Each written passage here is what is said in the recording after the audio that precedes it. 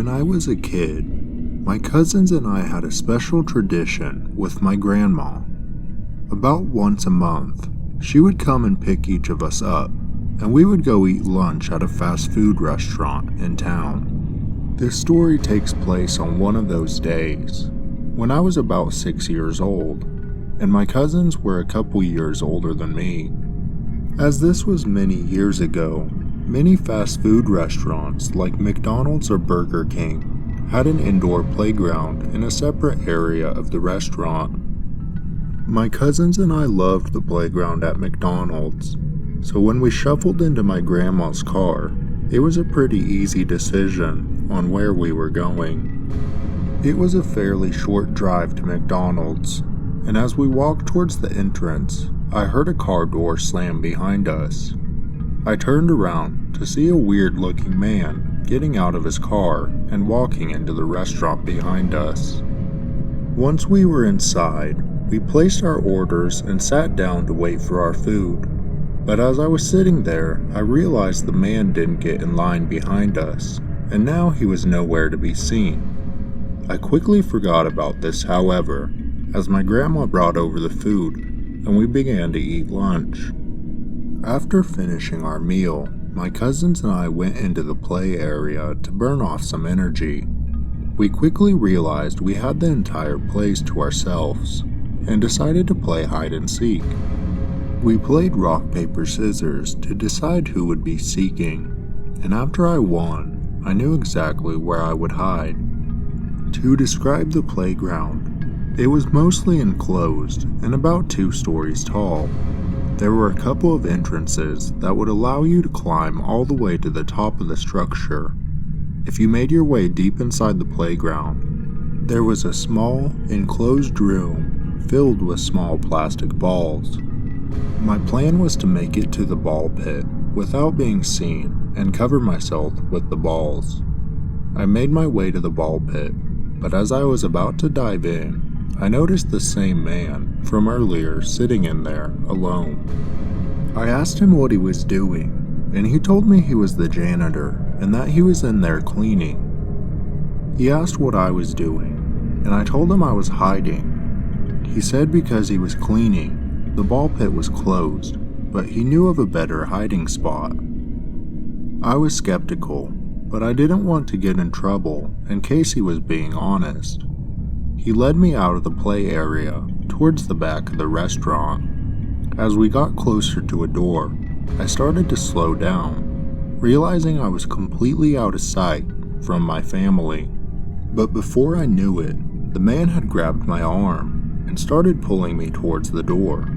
I tried to break free, but he was too strong. I was terrified as I realized what was actually going on. Just as we reached the door, I heard my cousin yell, "I found you," as he peeked around the corner of a slide. The man's attention was momentarily diverted, and I seized the opportunity to shove him with all my might and sprint back to my cousin. I grabbed him, and we ran straight back to my grandma.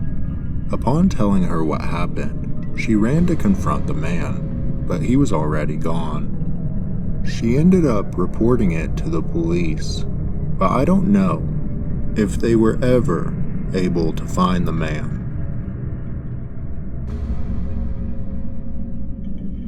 When I was in my 20s, I spent my college years working at KFC. Over these years, I have many crazy stories, and I've met some pretty scary people. Towards the end of my time there, I had worked my way up to being a manager. As the manager of KFC, I was used to dealing with difficult customers. It was just part of the job. But this one man, he seemed to take it to a whole new level. It all started one night when an employee came to me in the back office and said a man was looking for a manager. Apparently, he had come through the drive-thru and ordered a chicken sandwich, only to come inside and complain that he had never gotten it. My employee was sure that he was lying, but it was okay. This was the type of thing I was used to.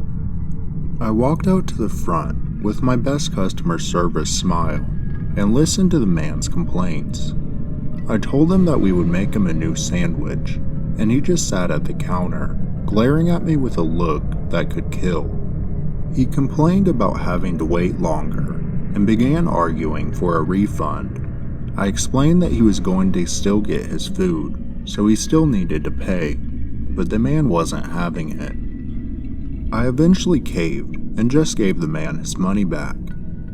Eventually, we made his new sandwich and he left without any further issues. But the next day, the same man came through the drive-thru again, and once again, complained that he didn't receive his chicken sandwich.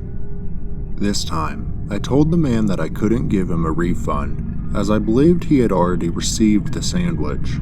The man blew up on me, yelling threats and telling me that I didn't know what I was doing. I had dealt with an angry customer before, but he seemed almost unhinged.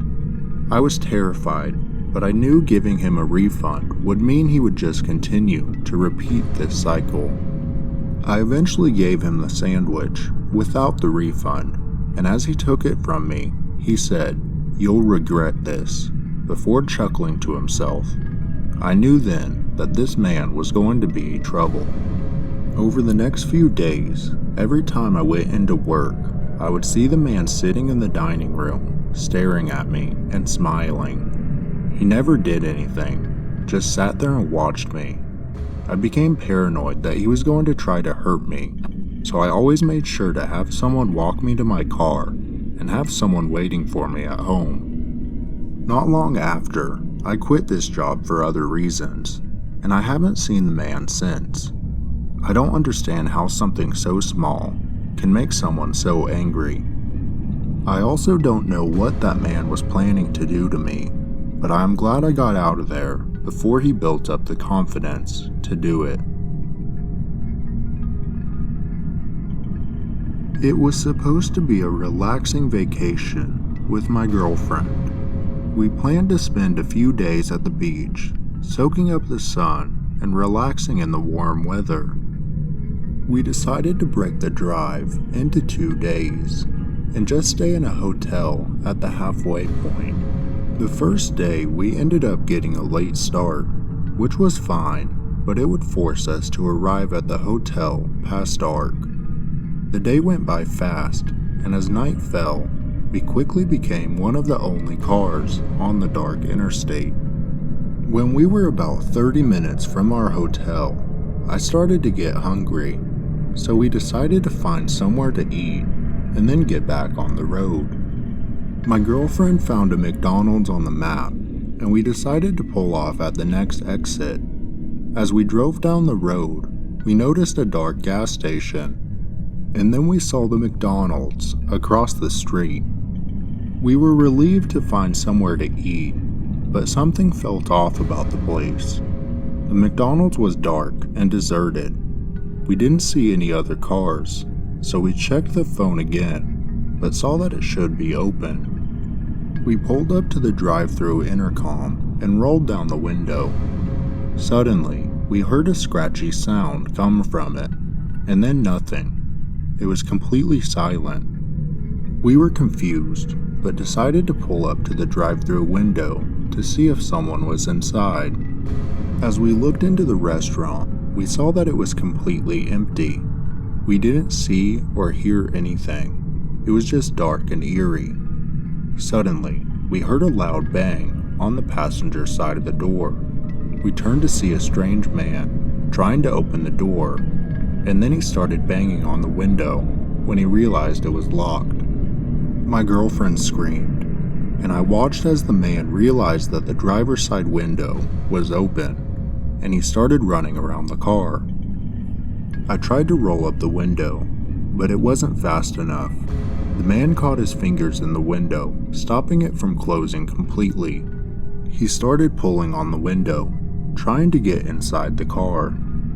Without thinking, I threw the car in drive and took off as fast as I could.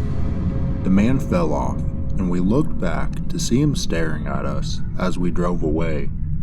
We were both shaking and completely terrified. We drove the rest of the way to the hotel, and went to bed without making any other stops at a fast food place. The experience left us both shaken and reminded us to always be aware of our surroundings, especially when traveling in unfamiliar areas.